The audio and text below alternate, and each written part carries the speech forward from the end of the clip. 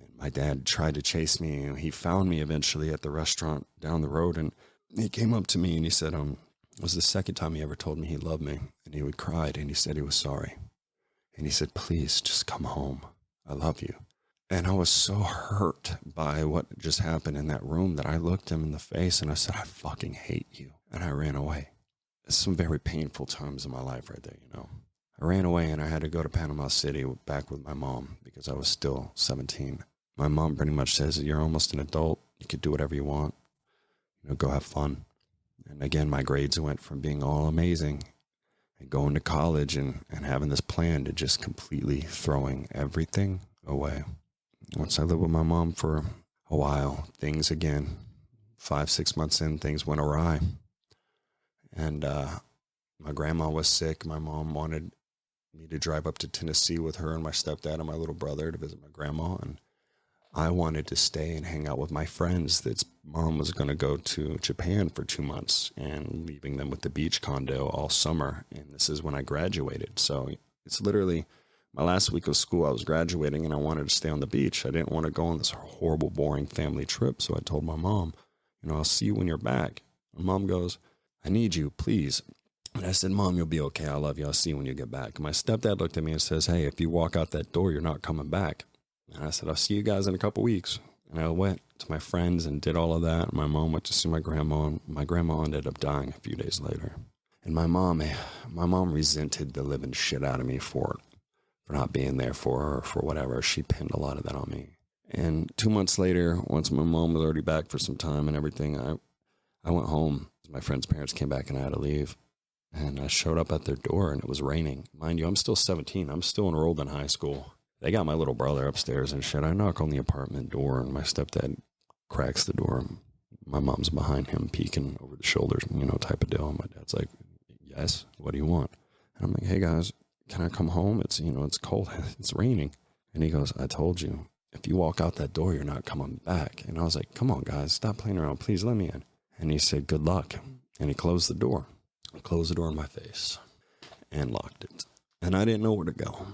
So being that it was raining and I had my stuff, a couple bags or whatever, I went to the laundry facility that was in the apartment complex there. You know, it had, you know, washers and dryers, a little TV up on the stand, tables to fold shit. So I put my stuff in there and acted like I was washing clothes and slept under one of the tables. Until the next morning, a guy showed up to do his laundry and caught me where I woke up, played off like I just fell asleep and was washing clothes. But the second day he came in there and saw me, he went to complain at the office and what's this kid living in the laundry thing? And of course the office knew who my parents were and everything. So they bring me to my parents' door and was like, hey, what the hell's your kid doing? You know, get your kid. And it embarrassed my mom and dad, but also they knew they couldn't get in trouble by not letting me in the house when they still had my little brother. So my mom told my stepdad to bring me to the homeless shelter in Panama City Beach. And he did. And one of the most painful memories of my entire life was getting out of my stepfather's truck and going around to the driver's side and him looking at me through the rolled down window and saying, good luck, AJ. And he rolled up the window and drove away. And I just remember the sound of the gravel under his tires. And I stood there just being real distant for a second when I went inside to find out they had no beds for me. That I had to sleep under a church pew, under another homeless dude drunk, smelling a piss, on the dirty floor because there was nowhere for me to go. In the first few days, I went to the daily labor and tried to get work, and I soon realized that nobody wanted to hire a young green kid that was a liability, that had no trade, no skills, didn't know what the tools were, didn't know how to do anything. They would rather hire a middle-aged drunk that had a trade, that's done 10 years of plumbing, that knows what tools you're asking for, that's worth the fuck. So I went to the daily labor over and over and got nothing, got nowhere. Until one of my friends found out that I was at the homeless shelter and them and their boyfriend came to pick me up and let me stay with them for a few days. So I started bouncing around from friend's place to wherever, couch to couch, car to car, you know, apartment and gym complex or gym built, you know, little room. I would put a pillow and sheets and sleep in there and then wake up and work out early and play it off. You know, it was really hard, but this went on for a while. And eventually, one of my buddies let me go over and stay at their place. His mom was in a few episodes of Baywatch. She partied and had some sugar daddy at the time. I didn't know it, but now I do looking back. And she would, let the kids do whatever they want. That's where we could go drink or smoke or do whatever. So it didn't matter that I spent the night there. So I started staying with this friend for a while. And one of the nights he got the bright idea to fucking, go around and go get one of these golf carts and go ride around on it. And he had these keys that went to his Easy Go golf cart, but his golf cart was broken, but the keys are universal. And those keys will work for like any fucking golf cart within almost like a 15 or 20 year period. We get these keys and we go out and we go joy riding on these golf carts. We have this fun. We ride them around. We leave them, we go home, and we do this a couple days in a row. One thing leads to another and the cops show up. Of course, I just turned 18. He's 17. He's been in trouble for this before twice already in the past, but because he was 17 and his mom completely blamed me for everything. I got in all this trouble. I get arrested, charged with grand theft auto, criminal mischief, all this. They keep all my stuff. I'm in jail. My parents are nowhere. I'm terrified, right? I get all these charges. I get out of jail a little bit later. I fucking go to court. I get sent, to get this probation. I get charged with this stuff. I take these, 2 charges. And a month and a half later, I get a call from a detective saying, hey, we forgot to charge you with a grand theft auto and a burglary conveyance. And I'm like, hey, what do you mean? And he's like, these people came back from their vacation or came back to their vacation home. They normally live in Canada. And they realized that, we realized that their golf cart was part of the incident that you were involved in. I didn't know about double jeopardy. I didn't know that once you went to court and took charges and did whatever, they can't reopen it and add more shit to it or do whatever. You just can't. I get this call and he's like, you have a warrant for your arrest. We got to charge you with it. We're going to run it concurrent though, just so we can attach the restitution, blah, blah, blah. Just turn yourself in. You got to ROR, will release you, and at the court date, we'll set everything straight. So I go turn myself in. Well, when I turn myself in, the arresting officer sees that I'm on felony probation and takes it upon himself to go on the computer and change my ROR, release on your own recognizance, hold, to a violation of felony probation, no bail hold. In the state of Florida, when you violate probation and you go to jail, the judge won't see you for the first 2, 3, maybe even 4 court visits. He just extends it, pushes you forward. So I'm sure this detective went to the first few court cases to plead what the fuck was going on. 4 or 5 or 6 court cases that went on before the judge even decided to talk to me. He was nowhere to be found. And when I finally got my day in court with my public defender, mind you, I'm not able to speak or I get yelled at and everything else and then get an extension. I have to come back 6 weeks later. Public defender's no fucking help. The judge is yelling at me saying, I'm making a mockery of his court.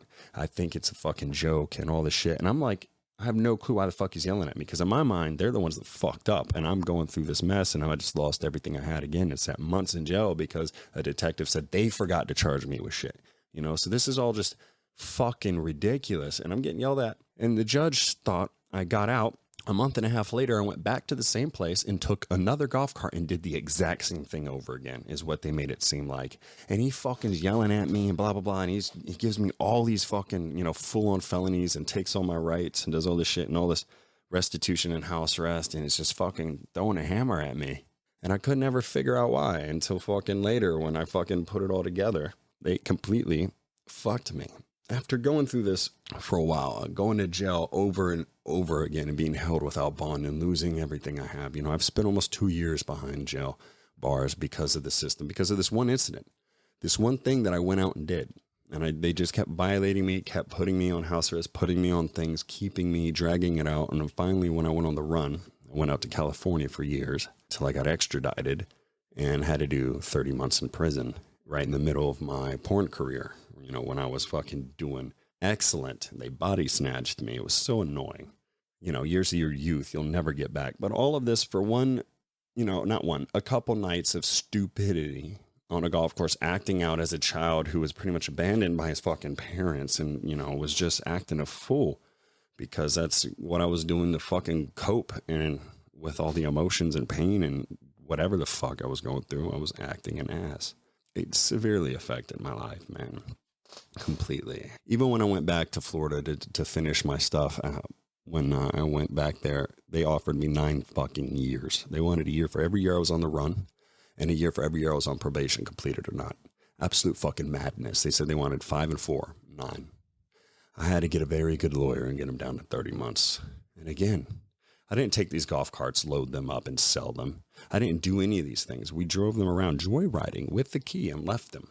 But the prosecutor said over $2,000 motorized on wheels, grand theft auto, and sold it and fucking pinned me with that shit. So in the story, there's other levels to the story. There's when I had first appearance, when I first got arrested, and I was in the line to see the judge on the little TV screen. I got pulled out of line by an individual whom I thought was a lawyer. He was wearing a suit, had a really nice briefcase, was fucking put together, really nice.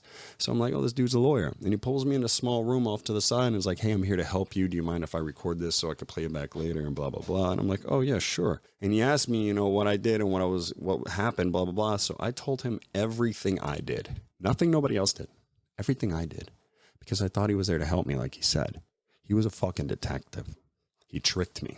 He came in there dressed super nice, pulled my freshly 18, scared as shit ass, no parents, no nothing, pulled me out of line, said he was there to help me. I was like, oh my God, I have a lawyer. Or my dad figured out something happened, and I fucking told him what I did, and they fucking threw the book at me.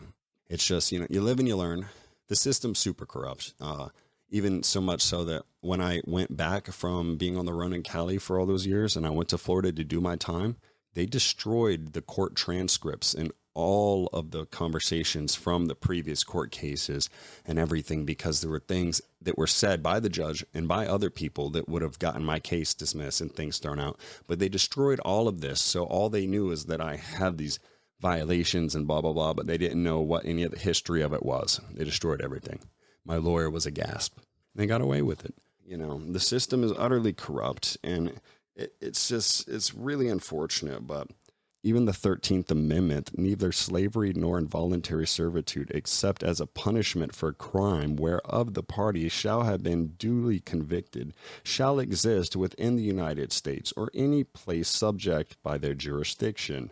Again, neither slavery nor involuntary servitude, except as for a punishment for a crime. So when you go to jail and prison, you're treated like human cattle and you're literally slaved. They never abolished slavery, man. They just hid it in the outskirts of towns and fucking targeted the people that they wanted to put in there. The system is kind of fucked. So those were my experiences, growing up and coming of age. And again, when I was in prison, I got in a fight, and I'll do another podcast and tell all of you guys that story and everything. But, this is pretty much a rundown of a rough draft of my childhood and what it was like for me growing up. I hope you guys enjoy and you stay tuned for more podcasts. I'll have Roman, Todd, and so many other people coming into the podcast soon to tell us their childhood stories and experiences and go from there. And I love you guys. This was meant to bring us together, to humanize these things that we think separate us from everyone else and hurt us deep down, to bring these things out and shed light to them and let people know that they're not alone. Many people go through interesting, crazy things, and we're here for each other. This was my attempt on opening up for y'all, so I hope you appreciate it. Good night.